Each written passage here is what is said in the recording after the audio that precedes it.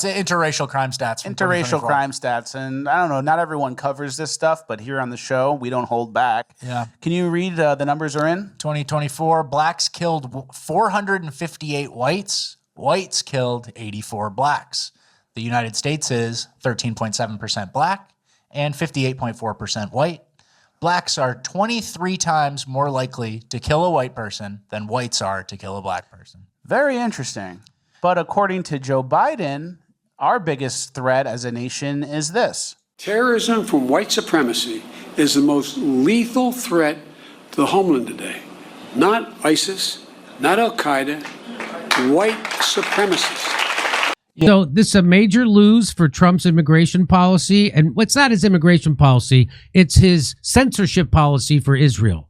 So Trump is not giving you free speech. He's doing the woke right thing. The woke right are the people who want to censor you if you criticize Israel or Zionism. That's the woke right. No matter whatever that other guy said, James, whatever his name, the woke right are the people who, just like the woke left wanted to censor you if you talked about LGBTQ in a bad way or said you were using hate speech or racist speech and they wanted to censor you, or if you wanted to tell the truth about COVID, they wanted to censor you. Now the right is doing the same thing if you want to tell the truth about Israel or Gaza or Benjamin Netanyahu or free speech on campuses. So they want to censor you. I'm calling that the woke right and coin it. It is. And that is. So this Columbia student went for he's been here forever. So this Columbia student who was arrested at citizenship interview is freed. Mohsen Madawi, the organizer of the pro-Palestinian movement at Columbia University, was freed from federal custody on Wednesday after immigration officials sought to rescind his green card. In a ruling to release Mr. Madawi, a federal judge, Jeffrey W. Crawford, found on Wednesday that he did not pose a danger to the public and that he was not a flight risk. The judge referenced cases from the 50s and the specter of McCarthyism, saying this was not our proudest moment. So no. Trump is doing the new McCarthyism. I call it Milkowskiism after Bibi Milkowski. Yeah, Milkowski. Benjamin Netanyahu's real name is Milkowski because he's not from Palestine. He's from the Middle East. He's from Philly. From Philly. Mr. Mawadi's release is a defeat for the Trump administration in its widening crackdown against students protesters, although other students, remember, a lot of people say, well, freedom of speech is only for American citizens. No, that's not what the writers of the Constitution said. The writers of the Constitution said every human being has the right of free speech that comes from God. And what the Constitution said and what the writers of the Constitution said, the founding fathers of our country said, is that the government will not interfere with that free speech right that you have from God. So it doesn't matter if you're a citizen or not. The Constitution protects free speech for everybody. And if you're for free speech, it's not a privilege. It's not a privilege just for people who are citizens. It's a value you're supposed to live by and you're supposed to want to spread to everybody, just like the founders of this country wanted to. So if you're against free speech for students here on green cards or visa or anybody anywhere in the world, you're against the U.S. Constitution, you're against God, and you're the woke right. By the way, the guys that framed the Constitution, a bunch of them didn't even really believe in God like that. Right. But they thought it was so important, they wanted to say there's an authority above them. That's right. Even if they didn't believe in it, to protect it. The Secretary of State, Marco Rubio, has argued the immigration authorities have a right to eject even legal residents from the country for protest activities that the government says harms Americans' foreign policy interests. Mr. Madwadi, 34, has been in custody since April 14th when an immigration official detained him at an appointment in Vermont that he thought was a step toward becoming a U.S. citizen. So here's a guy crossing all the T's, dotting all the I's, showing up for his appointments. He's got a green card. He's a legal resident, and he wants to become an American citizen, and he's doing it the legal way. No MS-13 tattoos of any kind. And so what they do is they arrest him and try to deport him for free speech, for a thought crime, not a thought crime against America, not a speech crime against Americans, but for another country. How despicable if you think you're a good American and you support that bullshit that Trump is doing, okay? If it was against America, they can't do it. And most of the people in MAGA that I know personally and that come to my shows do not support Trump in this. They're free speech people. So Judge Crawford ordered that Mr. Madwadi be released from the detention facility where he had been held in the state. They arrested me. What's the reason? Because I raised my voice and I said no to war and I said yes to peace.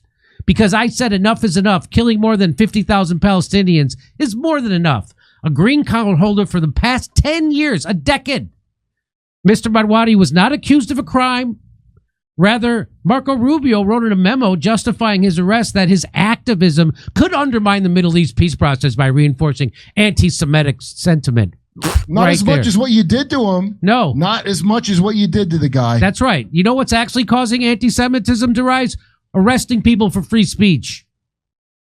Mr. Madwadi's lawyers had requested a temporary restraining order to prevent federal officials from transferring him to a more conservative jurisdiction, a tactic that was used in the detention of attempted deportation of at least 4 other college demonstrators, including Mahmoud Khalil, a legal permanent resident who has been in Louisiana detention facility since last month. Another Vermont federal judge, William K. Sessions III, swiftly granted the request, ordering that Mr. Madwadi, who grew up in Palestine refugee camp in the West Bank, not be removed from the United States or transferred out of Vermont until he was ordered otherwise. Judge Crawford then extended the decision to keep Mr. Madwadi in the state until Wednesday's ruling. Shortly after Mr. Madwadi's release, his attorney said that he would be allowed to finish his academic program at Columbia. The Trump administration had sought to deport Mr. Madwadi using the same legal provision that it is using to detain Mr. Khalil, contending that his presence is a threat to the foreign policy and national security interests of the United States. Federal officials have argued that pro-Palestinian demonstrators have enabled the spread of anti-Semitism. No, what Trump is doing is furthering anti-Semitism. Again, whenever you try to censor someone, it doesn't work. It just creates more backlash. Who are they consulting with that is like, be more pushy? In April, an immigration judge in Louisiana found that federal officials could deport Mr. Khalil, and the Department of Homeland Security later denied him permission to attend the birth of his first child. In recent weeks, Mr. Madwadi had been in hiding, worried about being arrested by immigration police after Mr. Khalil was detained on campus housing at Columbia. He asked the university for help but did not receive it. An extreme pro-Israel group called Betar had warned on social media that he was next to be detained. But why is some Fruit Loop ISIS of Israel allowed to make that call? Because the Israel lobby runs our country. Oh, well, okay, and it's certainly the Trump administration and our Congress. But he was determined to appear for an interview he had been told was related to his naturalization, even though he feared it was a trap. He alerted Vermont senators and representatives in case things went wrong, and before the appointment, he studied the Constitution, preparing for his naturalization test. Instead, immigration officers, some with their faces covered. That sounds very Gestapo-like, doesn't it? Doesn't that sound like that? Placed Mr. Madwadi in handcuffs and arrested him, according to a statement released by the Vermont 2 Senator Bernie Sanders, an independent, and Peter Welch, a Democrat. And so that's what happened. So guess what? Big loss for Trump's campaign against free speech. Hooray.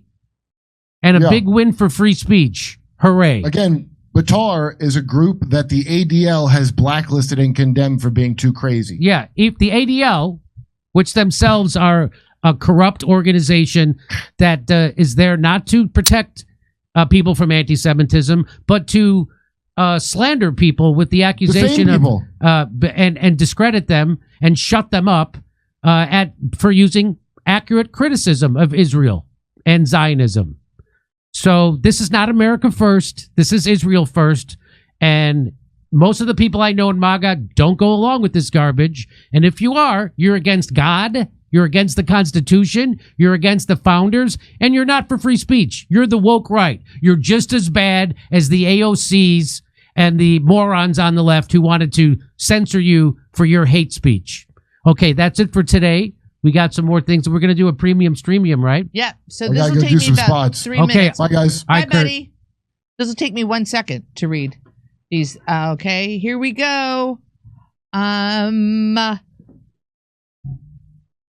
Hey, have you seen the image released by the mainstream media where they actively blurred out the tattoos on his knuckles using Adobe Photoshop and not mispaint.exe? Thank you. All right, that was Fiennish. I have a pen. Imagine politicians were mandated to get a tattoo of every lobby firm, bank, or corporation they are part of, like our new globalist overlord, Mark Carney, WEF, gangbanger, Kids Corner, thank you, Kits, Leary. Please read the SCOTUS ruling carefully. It is based on the now defunct withholding order. That is the basis by which Stephen Miller sees it as a win in favor of Trump. Yeah, he's lying. He's wrong. 100% wrong on that. He's wrong. It's a shame you could have worked out their margins. It's a shame you could have worked out their margins if they did. Dob there. All right, Dob there. Ladies and gentlemen, that looks like we're it today. That's all of them. All right. That's it, Jimmy. I'm wrapped with all our super chats that we got today. Okay, we're gonna. So what do we do now? Does Jimmy have any readings or anything? All right. So, ladies and gentlemen, we're going to be back on Friday, but we have a special time on Friday. Just in, we're going to be at 11 a.m. PT on Friday. What? 11 a.m. PT this Friday, and then we go on tour this weekend. We're going to be in Bakersfield And San Jose, on Sunday. Sunday, ladies and gentlemen. All right. We're going to see you Friday, 11 a.m. Tune in. See you then. Bye.